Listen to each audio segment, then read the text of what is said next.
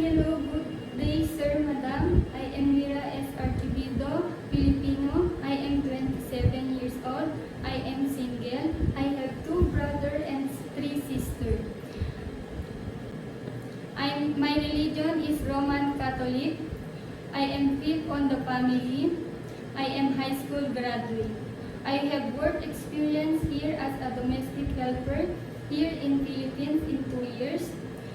My duties and responsibilities are washing clothes, ironing clothes, cleaning the house, and cooking food. I can cook Filipino food like pork adobo, pork sinigang, fried fish. I'm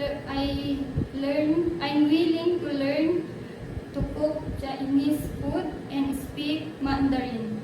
I love taking and care children like my own child. I gave food on time, take a bath, read a book,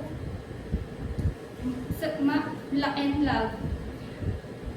Sir, madam, I'm honest, I'm responsible, patient, hardworking, and loyal.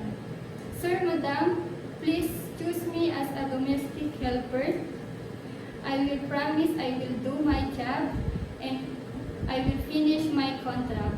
This opportunity is mean lot of to me and to my family. Thank you, sir, madam.